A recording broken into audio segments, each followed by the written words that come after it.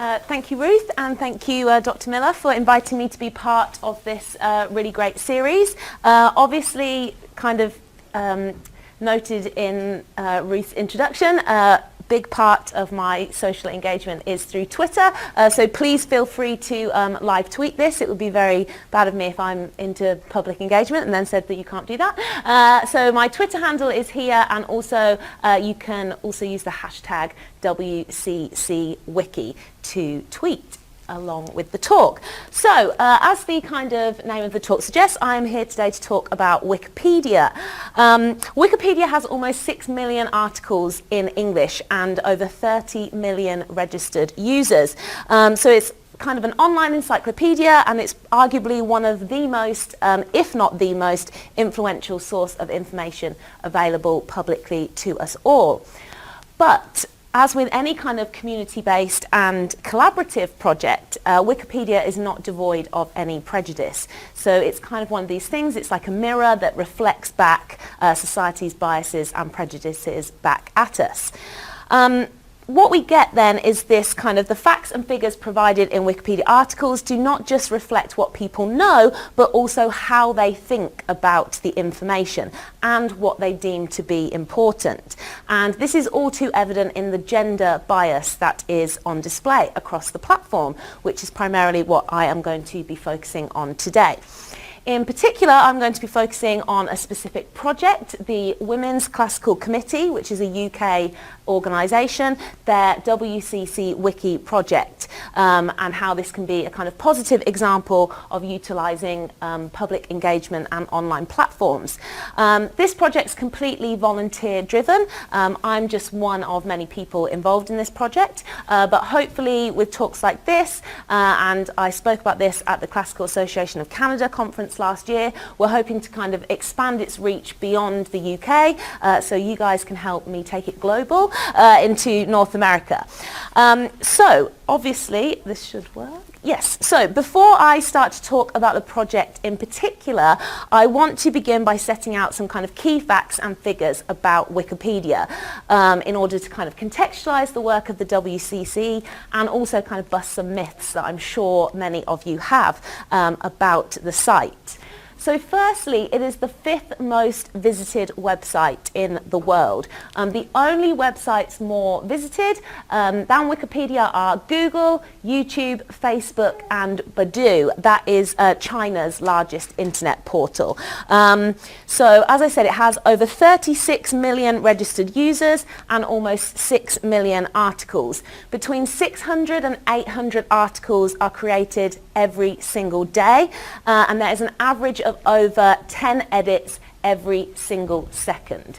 So that kind of speaks to how much it's being used and how frequently it is changing. And I'm sure that probably comes as no surprise to you, because if you're anything like me, I use Wikipedia at least once or twice a day to settle arguments, to settle kind of, oh, I don't know what that word means, where do we go? We go to Wikipedia, and that kind of tells us that basic information. So it's probably of no surprise that only like those really, really top sites, Google, YouTube and Facebook, overtake it in terms of traffic. So one of the reasons, the primary reason probably for its popularity is linked to the fact that it is completely free. So therefore it's accessible to anyone with an internet connection. So anyone can be an editor and contribute to Wikipedia just by creating an account in a few simple steps. As you can see here, you essentially just have to create a username, a password, and you're away. You can start editing Wikipedia. It really is that simple. So this kind of free and accessible nature obviously contributes to how popular it is. But this sort of kind of public accessibility has also led to one of the most common misconceptions about Wikipedia, that it's kind of untrustworthy or unreliable as a source. How many times have you probably heard one of your professors say, you cannot use Wikipedia as a source? However, I am here to tell you that maybe you possibly can. So it kind of suffers from this perception that because it's kind of public, it's open access, anyone can contribute to it, there's this kind of intellectual snobbery and kind of elitism about it, specifically and especially from kind of academics a lot of the time, that tend to distrust the information that you get on Wikipedia. However, the guidelines for editing and creating content for Wikipedia are actually extremely stringent and are designed to create impartial and fact-based content. And this can be seen from these kind of three core principles here. They're three core content principles of Wikipedia. The first one here, kind of a neutral point of view. This points to the fact that Wikipedia is not an article, it's an encyclopedia, or actually it's kind of an encyclopedia of encyclopedias. So articles on Wikipedia, they're not designed to create arguments, they're just kind of designed to state facts. And so they should have this neutral point of view. So, really easy example to demonstrate that. You can't simply say that someone is a best-selling author. It's too vague, you can't quantify that. You could, however, say that someone is a New York Times best-selling author, because that's actually quantifiable, and you can cite the New York Times poll for that, and it's related to a kind of concrete piece of evidence. So there's kind of a subtle but crucial difference there in kind of presenting your point of view. Because of this neutral point of view, therefore, it should not really represent original research. All statements have to be supported by multiple reliable third-party published references, such as websites, newspapers, reviews, other scholarly kind of articles. So if no reliable source can be found to back up a statement, it shouldn't be on Wikipedia in principle. Now, it's not to say that you don't find opinions on Wikipedia. However, if there is an opinion, you have to make it clear that that is an opinion and not a fact. So you couldn't just write the New Directions in Classics series is amazing. You would have to find some other newspaper article or website that backed that up, and then you could cite, in this article it was said that the New Directions in Classics series is amazing. So again, that kind of subtle and crucial difference between, you can't just kind of throw out a statement without anything to back it up. Finally, the kind of third point that these core contents relate to is that articles should not point to a conflict of interest. Most obviously, you can't write an article about yourself, although some people do try to do that. This also extends to kind of organisations that you are a part of. So I could not write anything on Wikipedia related to the University of Winnipeg, or I'm a member of the Classical Association of Canada. So again, because I kind of have an inherent conflict of interest, I can't or should not write articles about that. And this kind of feeds into this neutral point of view and no original research. You're always trying to maintain this kind of analytic distance from the information. It's not to say that opinions and kind of negative opinions don't come on Wikipedia. I'm sure you've all heard of kind of revenge editing that you get on sites, particularly if kind of stories about particular living persons come into the news. Then sometimes people want to make kind of smart comments on their Wikipedia page, and then there becomes a war between editors trying to kind of put their opinion on, and then someone takes it down and then it gets put back up. So revenge edits do happen, but they'll never stay on there for a very long period of time because they can be flagged and they can be removed really quickly. A key kind of aspect in maintaining this neutral point of view and it being fair and representative is the notability criteria for the website. This kind of basically stems from the fact you shouldn't just be able to write about anything. These should be notable topics. So what does it mean to be notable?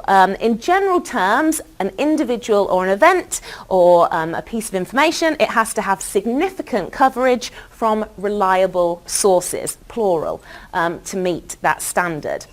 More specifically, I've put here the notability criteria that relates to biographies of academics, which is something that the WCC project is obviously specifically focused on. So there's several kind of criteria here that you should meet at least one of these in order to get a page. It's regularly, in terms of academic profiles, called the professor test, but kind of a full professor in the UK sense of the term as opposed to the North American use of the term. However, being a full professor is not just the only way that you could be notable. So for example, it says you could have had significant impact in your discipline, you're part of a highly prestigious academy, you've won a special award, you've been named chair of an appointment, or you're a distinguished professor.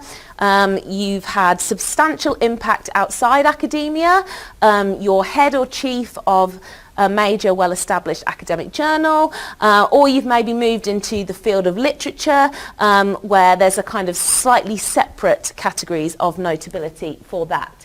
So these are all things, as I said, you can't just write about anyone. Specifically related to biographies, that person that you're writing about has to be notable. And if you're writing about an academic, you have to be able to prove that they fulfill at least one of these categories in the biography that you write. The more categories that they fulfill, then obviously the stronger case you have for notability. So clearly, as I said, Wikipedia, it's not just a kind of free-for-all. People like to think that it is, but it's not. There are these really great guidelines. However, the site is not immune to kind of systemic bias or prejudices. And as I said, gender in particular is what I am focused on. And gender bias is one of the most frequent criticisms of the site. And the gender bias manifests itself in 4 key areas. So firstly, editing itself is male dominated. Although the readership of Wikipedia is essentially gender neutral, the pool of editors is not gender neutral. There's been a kind of range of surveys on the demographics of Wikipedia editors over the past few years. The best estimate for female editors sits around 16%, and the worst is only 8.5%. And that reflects in general on other kind of public thought kind of forums, you tend to get this 85-15% split between male and female editors. And here we've got the average, what is deemed as the characteristics of an average Wikipedian. And so here we've got they are male, technically inclined, formally educated, an English speaker, primarily between the ages of 15 and 49, from a majority Christian country, from a developed nation, from the Northern Hemisphere, and likely employed as a white-collar worker or enrolled as a student rather than being employed as a blue-collar worker. So you can see that there is a very specific set of characteristics that are common to the kind of standard Wikipedia editor. Possibly because of this, or it might come as no surprise, that the kind of biographical profiles on the site are also male dominated, and that gender imbalance is kind of mirrored. So we have this predominantly male editors, and we get predominantly male orientated content even. As of January 2020, these stats are very fresh. We've got 1.68 million biographies on English language Wikipedia. Only 18.23% of those are of women. And this chart here, it breaks it down by all of the different languages, but English obviously being the predominant language on the forum. So we have only 18.23% of biographies are about women. In terms of biographies of classicists in particular, in 2016, and this was at the start of the WCC Wiki project, only 7% of classicist biographies were of women. 7, that's not very big at all. So that obviously the biographical profiles are predominantly male. Unfortunately, even when women are written about, they tend to be included in articles and biographies, but their achievements are always described in relation to men. And the language used to describe them is also acutely gendered. So we have women often described as wives, as daughters or mothers, or with language that overemphasizes their gender, the dreaded kind of lady qualification that we get with a lot of women. Miriam Griffin, for example, was a tutor of ancient history at the University of Oxford since 1967. She is the author of 10 books and 61 entries in the Oxford Classical Dictionary. She did not have her own page on Wikipedia. Instead, she was merely mentioned as the wife of another classicist, her husband Jasper Griffin. So the only mention of Miriam Griffin was that she was the wife of Jasper Griffin. Similarly, Leslie Brubaker, who's an expert on Byzantine art history at the University of Birmingham, she again was only mentioned in relation to her husband. So we have this kind of two angles that we get the marginalisation of female achievement. It's either kind of derogatory, overtly gendered language, or they're simply only mentioned in relation to some kind of male figure in their life. Now, unfortunately, some of the policies that Wikipedia have put in place to kind of aim for fair and equal content also end up contributing to the bias on the website. So these stats are from the 2018 Gender Equality Report that Wikimedia, the Wikimedia Foundation produced. And they found that 20% of interviewees identified bias in Wikipedia's own policies. This was seen as the most challenging obstacle they faced when creating content. Within this 20%, a significant 40% identified the notability criteria as the most substantial roadblock, whilst 20% cited the reliable sources element as their biggest challenge. Now, those two criteria are actually inherently linked, specifically when we're looking at biographies of women, because what happens is together they create this vicious circle that makes it all too easy for articles of women to be nominated for deletion or just not created in the first place. So, as I kind of previously said, the general notability criteria is that you should have significant coverage from multiple reliable sources. However, when we are faced with writing about women, especially historical female figures, editors are often faced with very limited source material. That's not because the women in question didn't do anything notable, but it's because historical circumstance leads to a lack of source material. These things just weren't written about very prevalently. So you get this perpetual cycle where it's difficult to justify the inclusion of women on the platform by the terms set out by Wikipedia because of historical bias, which then creates and sustains bias in the future and in the present. And indeed, the Gender Equity Report also noted that one of the biggest challenges is having moderators and editors understand just how infrequently women are spoken about and written about in the past. Some people want to nominate an article for deletion about an 18th century woman, and they think that they're going to have or need as many extensive multiple sources as a male figure from that time period.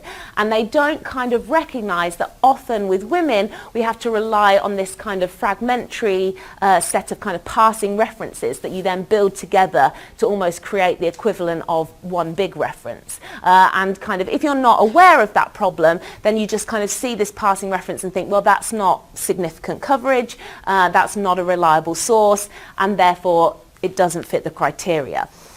And kind of finally what we get is the notability threshold. This threshold is obviously meant to act as a kind of impartial hoop that we jump through, and it's this point of entry into Wikipedia. But a study in 2016 demonstrated that this threshold is not equally applied to both male and female achievements. The kind of meritocracy that's implied by the notability criteria is in many ways a myth, because Wikipedia biographies of women become another kind of example of the so-called glass ceiling effect, which refers to this situation in when women cannot reach higher positions because there's this invisible barrier preventing them from doing so. So the kind of notability criteria on the surface, it's meant to be completely kind of meritocratic and applied equally, but there was this report that shows that it's not applied equally across the two genders, and kind of females have to demonstrate so much more notability to kind of be seen as getting over that threshold compared to men. One really great example of this, you might have been aware of this in the news a couple of years ago. A Canadian physicist, Donna Strickland, she won the Nobel Peace Prize for Physics. In 2018, when she won this award, she did not have a Wikipedia page. The problem was not for a lack of trying. Before the award, a Wikipedia contributor had attempted to create a page for Strickland, but a separate editor declined the article because Strickland was deemed as not notable enough, because she hadn't had kind of significant coverage in reliable publications like newspapers. Now, in retrospect, this obviously seems like a really bad kind of decision, because she goes on to win the Nobel Prize. And obviously winning the Nobel Prize gives her loads of coverage, and now suddenly she reaches the notability threshold. But you obviously don't win the Nobel Prize from nowhere. You obviously are going to already be a kind of leading figure in your field, and yet there was something about the lack of kind of representation of her work in the past that meant that she had not been deemed to cross that notability threshold. So that's kind of this example of, well, how notable do women have to be? Do we all have to win a Nobel Prize to feature on Wikipedia? Hopefully not, otherwise I've got no chance. So this kind of begs this question of like, well, why should we even care about any of this? Why should we care if people are writing on Wikipedia about women or not? After all, it's just Wikipedia, right? Well, actually, this tweet that actually I found a couple of weeks ago kind of sums up this issue really nicely. So this guy said, it's hardly the most important crisis on earth right now. But wow, do the Wikipedia entries for women authors, including incredibly important canonical women authors, stink when they even exist? What are we doing about this? A majority of people learn new stuff through this forum. I think this really kind of summarizes a lot of people's opinions and points to some really important aspects. This guy's right. Is it the most important issue in the world right now? Probably not. But does that mean that we should ignore it? Obviously, I am arguing no, it does not. Just because it might not be the most important thing, it doesn't mean that we can't do something about it. Visibility and representation matters. And Claire Millington wrote this quote in the New Statesman article, and she said, there's a pattern in what's written about women and their achievements, and it's basically that they are not written about. I don't want Wikipedia to be a place where women are written out of history again, because if it's not on Wikipedia, it's not visible. And that kind of neatly summarizes this idea that is also noted at the end of this tweet. This is where people go to look up stuff. So if there's no women there, then they're going to think that there's no women doing these things. That's kind of, it tends to be, we might think of it as so inconsequential, but Wikipedia is that go-to source of information, along with Google. We just simply kind of type in a name, oh, it's not there, oh, maybe it's not important, maybe this isn't notable. So it's obviously important, and visibility and representation matters. It's also important, I think, get on my soapbox a bit now, that obviously improving gender equality shouldn't be seen as a kind of niche issue. improving gender equality benefits everybody. And so it's not about kind of discounting achievements of men or trying to drag down other people's achievements. It's simply kind of raising up the achievements of women and not at the expense of other people. So in creating this more equal platform, that is going to benefit everybody. And I think also I want to share with you a nice story about why we should care about this. So one of the pages that I have created during my time as an editor was on Professor Shelley Haley, and I will show you her page in a little while. Shelley Haley is very predominant scholar in the field of classics, and she's also recently been nominated to be president of the Society for Classical Studies, the biggest kind of scholarly body for classicists pretty much in the world. She's obviously very prevalent in scholarship. She's also featured on TV shows. She's written lots of articles. She fits so many of the notability criteria when I wrote the article. It was like so obvious that she should have a Wikipedia page. And then I met her at a conference and I went up to her and asked to take a picture. To say, because we want to include this on your Wikipedia page. And it's that at that point she had kind of known that this page had been created for her, but she hadn't known that it was me. I'd never met her before. She didn't know much about the project.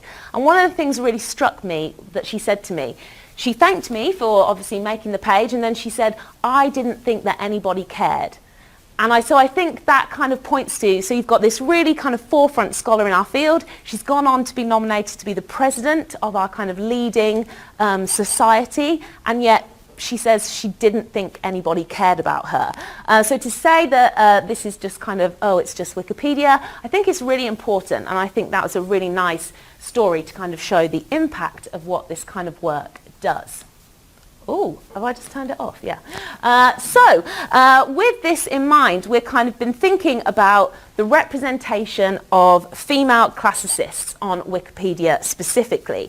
And everything I've kind of talked about so far presents us with a very daunting picture when we come to think about female classicists. We've got this kind of toxic combination of a lack of female editors, systemic bias on the platform, and also this general kind of marginalization of female achievement in academia. And the sheer scale of Wikipedia's gender imbalance may seem like an insurmountable task.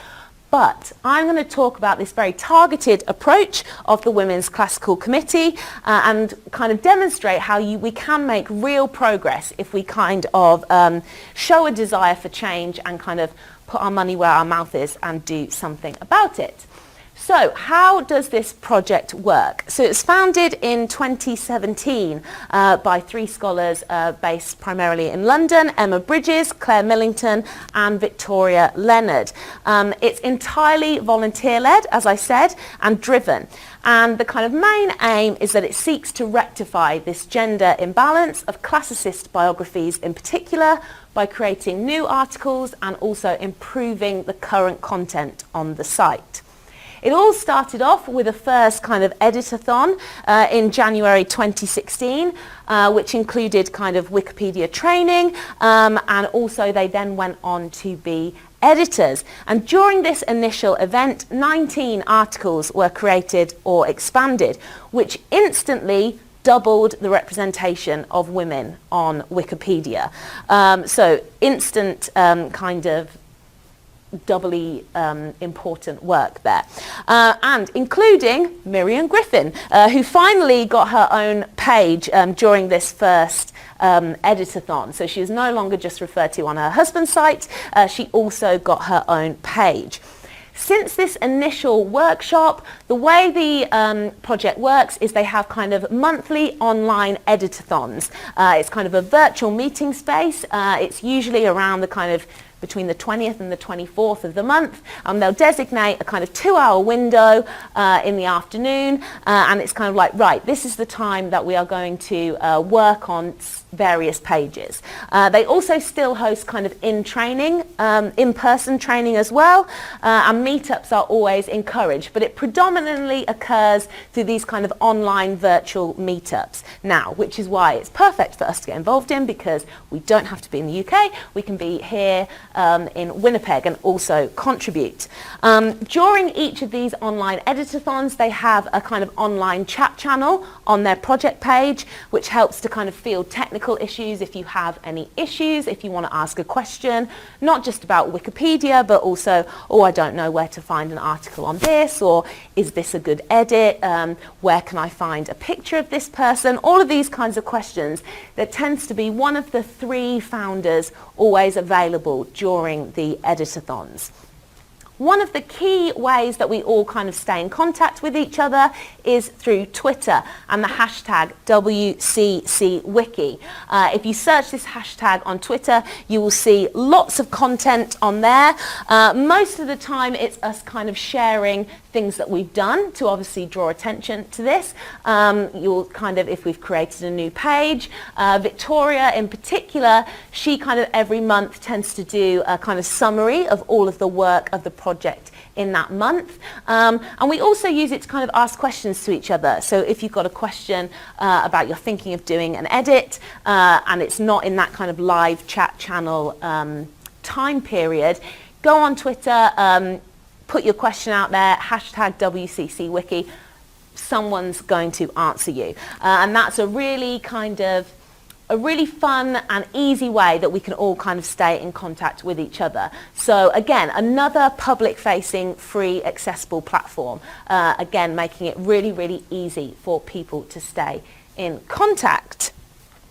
So this is where we'll hope technology is with us. I am just going to show you a few pages to kind of show you exactly what the project looks like. So first up, this is actually the project page for the WCC Wiki project. It is in Wikipedia itself.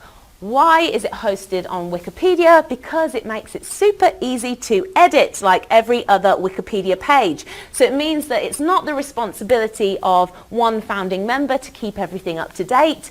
If you've changed something, you then also note that change on the project page. And so it's really easy to keep up to date with. So you can see here that it's kind of broken down into pages we're editing. And we've got a kind of list here. Article stats, and then it's broken down into groups where they need kind of just minor edits or minor expansions. So they've kind of already got a page, maybe it's missing a photo, maybe it needs some updating, it needs some additional citations, all of those kind of things. And you can see here next to the pages in brackets tends to be the person that is working on that page. So then there's not kind of conflict and we're not kind of doing the same work over and over again. So you can actually see my name there. The last page I worked on was Ruby Blondell, and it notes on the side that although the page has been created, there's no image for her on there at the moment. So that's something that we need to do. We also have, if you go down, major edits, major expansion, again, big list there, and you'll see again there's kind of some little things about what needs doing. Again, we've got like no image, page needs to be expanded, why it might need to be expanded. And then down the bottom, see, it's got new pages to create. This is really important. This is obviously the list of, these are all people that have been identified as reaching the notability threshold, but they do not have pages yet. And the aim, you'll see that they are all in red. So if it's a red link, that means if you click on it, there's no page. It says they kind of recognize that this is a person, but this article has not been created yet. And the aim of the project is we're obviously wanting to turn as many of these red links into blue links, that when you click on them, they actually go to a real page. And you'll also see, so that's kind of the first page of the project page, but we also have a discussion section, various tools and guides, events and workshops coming up, impact, resources, etc., etc. So I think the main thing I wanted to show you with this is how easy it is for us to kind of keep up to date with the page, because Wikipedia itself lends itself as a platform. Again, it's a kind of very collaborative effort, and we just kind of keep it up to date ourselves.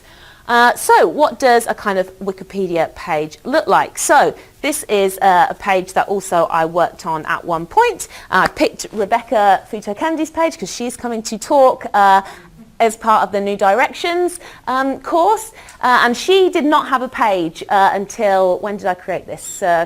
Kind of summer last year, I think I created it. And you can see here, it kind of has various sections, kind of a nice bio at the top, her career, research publications, public engagement and media. And the key thing down the bottom here, all the references. So every kind of statement has to be backed up with a reference. So every single publication that I have noted on the page, there is also a link to that publication or a review of the publication, something like that. And this is Shelley Haley's page that I was talking to you about. This is the picture that I tracked down of her. And this has been updated kind of variously by other people since I created this page. And again, with photos, this is a kind of key focus of the project at the moment, because a lot of pages have been created, but that's still not kind of visibility in a very literal sense, in that it really helps to be able to see who these people are. So, you know, if you're at a conference, it's like, oh, okay, that's Shelley Haley. That's who I've been kind of reading. That's who I've been reading about. But how would I ever know what she looked like? Well, now if you go on her Wikipedia page, you can see what she looks like. Just because the focus of the project is kind of biographies, it doesn't mean that we then don't do work on other pages. So a key idea really is the then linking between pages, because this is really important for kind of content creation, that you keep linking pages together. So therefore on this page you've got Rebecca Futo-Kennedy cited because she has written a lot of scholarship on this idea, and then we have created a link so that then when you click on the page it then actually takes her to her profile. So again, the importance of creating those connections between the various pages. So we'll go back to this. So that's just a little tour of the pages. Potential challenges that we get. Obviously, you want to work within the standards set by Wikipedia. Unfortunately, this is even more of an issue for a project like this, because we kind of find ourselves that because it's trying to aim at doing something maybe kind of forward thinking, or it's kind of seen as a form of activism, people want to obviously kind of try and catch you out and try and find a reason for you not to be doing this kind of work. So even if we have problems with the criteria, we still have to work within that framework to make sure that no one kind of can give us a reason to take those pages down. Obviously, with any online platform, you might potentially be worried about trolls, but as in comparison to other kind of digital platforms, Wikipedia is largely kind of free of trolls because there's not kind of that direct engagement between various editors. The closest you get is those kind of revenge edits. So in terms of social media, it's quite a nice platform to be a part of. So the impact and importance of this site, what has it done so far? Despite being in its infancy, the collected data and examples of its impact show that the project clearly has achieved a lot so far. It's had 6 articles on Wikipedia's Did You Know section. Amy Riechlin, Beryl Rawson, Dorothy Tarrant, Miriam Griffin, Susanna Elm, and recently Grace McCarty. Between January 2017 and February 2018, the pages that have been created were viewed 750,000 times. So to say that we're just creating these kind of pages and who cares, no one's going to look at them, clearly they do look at them because they've been viewed almost 1 million times. And obviously this is quite old data now, so I imagine that it is probably over that 1 million mark now. It's also had an entry in a Global Encyclopedia of Archaeology. It's been integrated into the University of Warwick's introductory survey courses, and it's also featured on a Wikimedia blog and video about closing the gender gap. It's also featured in newspapers like The Guardian and also the Times educational supplement, which shows that it's gained enough momentum to reach beyond the kind of initial social media phase, and it contributes to a kind of broader conversation about female achievements and also the role of women in academia.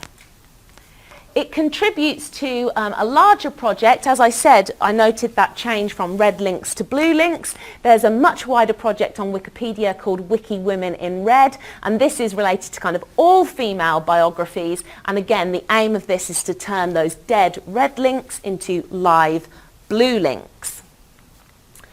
It's also inspired a kind of spin-off version of the project related to medieval studies, and they kind of operate now under their own hashtag, Medieval Wiki. And also recently I was drawn attention to, which I'm not going to attempt to say, this is a Polish hashtag.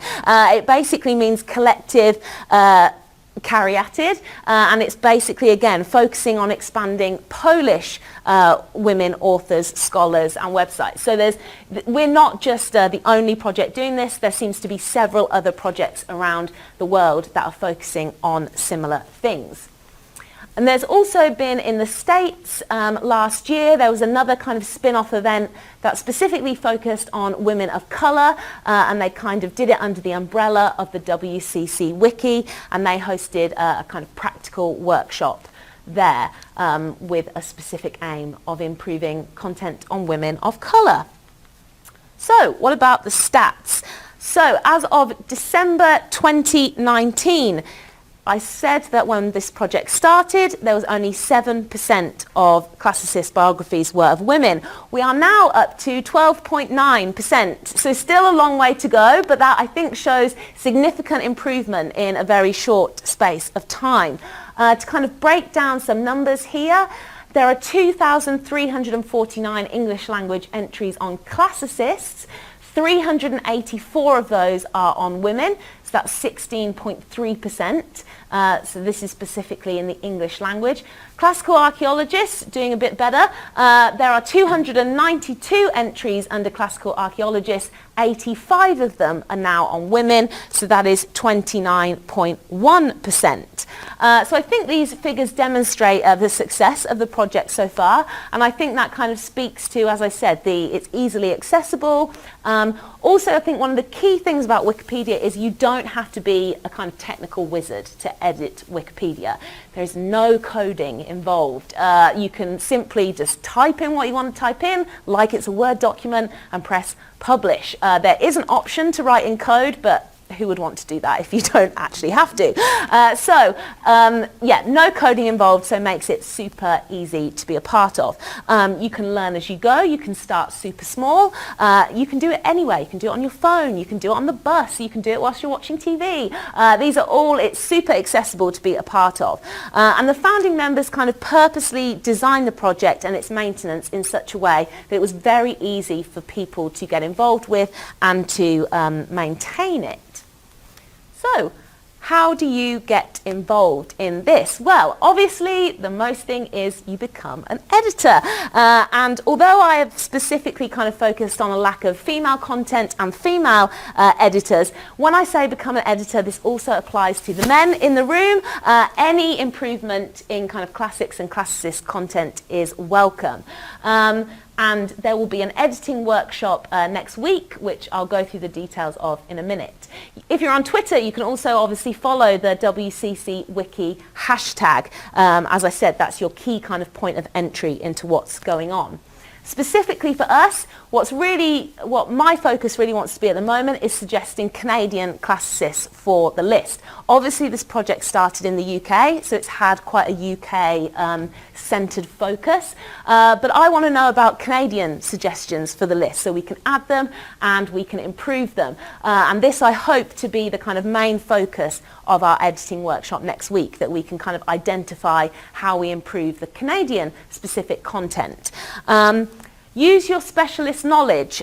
This relates to that idea of the links between different pages. If you've got an area of kind of expertise, if you look at the page, well, what's the bibliography saying? Is it all men? Are there any women cited there? Really fun / depressing fact. The history of archaeology page, it was identified last year that there were 51 citations about the history of archaeology. 0 were from women, which kind of suggests that in the history of archaeology there were no women, which we know is not true. So this is another way that you can improve content. And finally, as I said, taking photos, obviously with permission. The kind of easiest way to get a publicly approved photo is to have the rights yourself. So that's why I got that photo of Shelley Haley, because it meant I had copyright to it. I could upload it to Wikipedia and then add it to her page. So anytime you can take a photo of someone, that is great. As I said, next week I'm hosting this Wikipedia editing workshop. It's on Monday between 12 and 2 in room 4C83. If you need bribes, I have been reliably informed that there might be donuts of the recently made famous by Justin Trudeau variety, which are very good. So if for no other reason than donuts you come, then come along. And as I said, the kind of focus is going to be identifying Canadian clusters for the list, getting you set up as editors, kind of giving you a bit more practical guidance on how that all works, and then hopefully setting you off on some research to creating pages. So I hope today that I've demonstrated the success and the benefits of this project and how Wikipedia is useful and important as a tool, and it kind of hopefully demonstrate that making kind of history feminist online at least has kind of never been so easy. So thank you very much.